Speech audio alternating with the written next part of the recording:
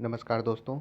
उत्तर प्रदेश लोक सेवा आयोग द्वारा असिस्टेंट प्रोफेसर की वैकेंसी जो अप्रैल माह में 17 अप्रैल को एग्ज़ाम आयोजित किया जाना संभावित है, इसके लिए नए सिलेबस को जारी कर दिया है। इसके साथ ही किन 2 जनपदों में स्क्रीनिंग एग्ज़ाम आयोजित किया जाएगा, इसकी भी जानकारी नोटिफिकेशन में दी गई है। किन सब्जेक्ट्स के लिए स्क्रीनिंग एग्ज़ाम आयोजित किया जाएगा, इसकी भी जानकारी नोटिफिकेशन में दी गई है। दोस्तों, जैसा कि हमने आपको पहले बताया था कि जो मूल नोटिफिकेशन आया था उसमें बताया गया था कि अगर फॉर्म अप्लाई हो जाएंगे तभी स्क्रीनिंग एग्ज़ाम आयोजित किया जाएगा। तो किन विषयों के लिए स्क्रीनिंग एग्ज़ाम आयोजित किया जाएगा, इसकी जानकारी दी गई है तथा सब्जेक्ट और जीएस पोर्शन के कितने कितने क्वेश्चन होंगे, इसकी भी जानकारी दी गई है। तो दोस्तों, इन सभी चीज़ों को समझने के लिए कृपया आप इस वीडियो के साथ बने रहें।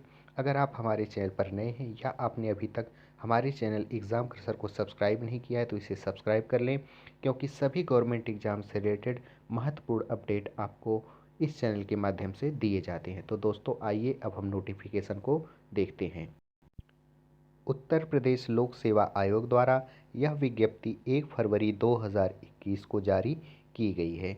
यहाँ पर जो जानकारी दी गई है, आइए उसे हम डिटेल में समझते हैं। आयोग के विज्ञापन संख्या 2020-21 के अंतर्गत उत्तर प्रदेश राजकीय महाविद्यालयों में असिस्टेंट प्रोफेसर पद हेतु विज्ञापित 19 विषयों के संबंध में आयोग द्वारा पूर्व में जारी विज्ञप्ति संख्या, यह विज्ञप्ति संख्या दी गई है दिनांक 15 जनवरी 2021 के अनुक्रम में अभ्यर्थियों को एतद द्वारा सूचित किया जाता है कि पहली जानकारी जो दी गई है उसे अब हम समझते हैं।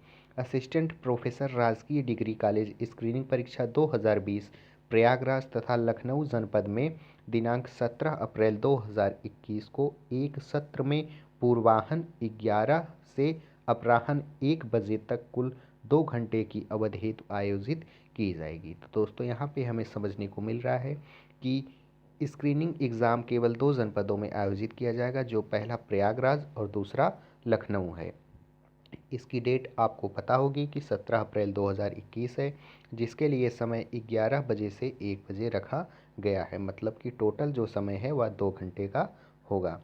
वहीं दूसरी जानकारी हमें दी गई है, प्रश्नगत विज्ञापन में असिस्टेंट प्रोफेसर पद हेतु विज्ञापित 18 विषयों, जैसे कि टोटल 19 सब्जेक्ट हैं, लेकिन इनमें से 18 विषयों के लिए ये जानकारी है कि जिनमें अर्थशास्त्र, इतिहास, उर्दू, अंग्रेजी, गृह विज्ञान, जंतु विज्ञान, दर्शन शास्त्र, भूगोल, भौतिक विज्ञान, मनोविज्ञान, रसायन विज्ञान, राजनीति शास्त्र, वनस्पति, वाणिज्य, शिक्षा शास्त्र, समाजशास्त्र, संस्कृत तथा हिंदी में वस्तुनिष्ठ प्रकारक कुल 120 प्रश्न होंगे। यहाँ पर जो 18 सब्जेक्ट अभी हमने आपको बताए उनके लिए कुल टोटल 120 सब्जेक्ट होंगे, जिनमें संबंधित विषय के 90 प्रश्न तथा सामान्य अध्ययन के 30 प्रश्न होंगे।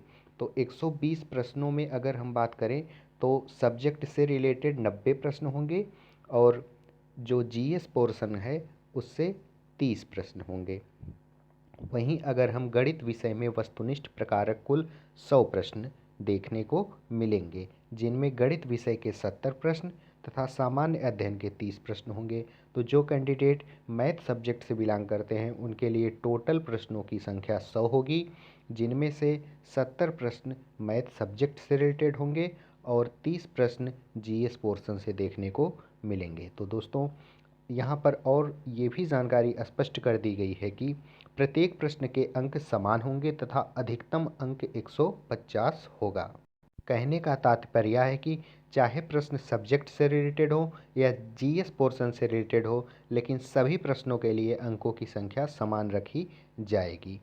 यहाँ तीसरी जानकारी दी गई है, उक्त स्क्रीनिंग परीक्षा से संबंधित 19 विषयों के पाठ्यक्रम आयोग की वेबसाइट, यहाँ पर वेबसाइट बताई गई है uppsc.up.nic.in पर उपलब्ध है। दोस्तों, जो यहाँ पर 19 विषयों के पाठ्यक्रम दिए गए हैं, इसके लिए हम अगली वीडियो बनाएंगे। इसके लिए आप हमारे चैनल से जुड़े रहिए। यहाँ पर आपको सभी चीज़ों, सभी विषयों से रिलेटेड संपूर्ण जानकारी दी जाएगी। नेक्स्ट जानकारी यह दी गई है कि प्रश्नगत विज्ञापन में ऑनलाइन आवेदन करने वाले अभ्यर्थियों को पूर्णतः उनके ऑनलाइन दावे के आधार पर ही स्क्रीनिंग परीक्षा में औपबंधिक रूप से प्रवेश दिया जा रहा है। अतः अभ्यर्थी पूर्णतः आश्वस्त हो लें कि वे विज्ञापन की अंतिम तिथि 24/12/2020 तक विज्ञापित समस्त अनिवार्य अर्हता धारित करते हैं। तदुपरांत स्क्रीनिंग परीक्षा में सम्मिलित हों। यदि किसी समय अथवा किसी स्तर पर यह पाया जाता है कि वे विज्ञापित अनिवार्य अर्हता धारित नहीं करते हैं तो आयोग द्वारा तत्काल उनका अभ्यर्थन निरस्त कर दिया जाएगा। कहने का मतलब ये है कि जो अभ्यर्थी, अगर कोई ऐसे अभ्यर्थी हैं जिन्होंने अभी अपनी अर्हता नहीं धारित की है और उन्होंने फॉर्म अप्लाई कर दिया है, तो वो एग्ज़ाम में अपीयर ना हो, नहीं तो उसी समय उनका अभ्यर्थन निरस्त कर दिया जाएगा जब आयोग को पता लगेगा। तो दोस्तों, ये थी आज की महत्वपूर्ण नोटिस। ये महत्वपूर्ण ही नहीं, ये बहुत ही महत्वपूर्ण नोटिस है, क्योंकि यहाँ पर हमें कितने समय के लिए एग्ज़ाम आयोजित होगा और कितने प्रश्न आएंगे और कौन कौन से हमें यहाँ पर पाठ्यक्रम में बदलाव देखने को मिलेंगे, इन सभी चीज़ों की जानकारी दी गई है। तो कैंडिडेट इस वीडियो को ज़रूर देखें और दूसरों तक इसे शेयर करें ताकि सभी लोग इसे समझ पाएँ और हमारे चैनल से जुड़े रहने के लिए इसे सब्सक्राइब कर लें। कल हमारे चैनल के माध्यम से आपको सारे 19 विषयों के पाठ्यक्रम की वीडियो भी अपलोड कर दी जाएगी। तो दोस्तों, इसे ज़रूर देखिएगा। Thank you for watching. Stay connected.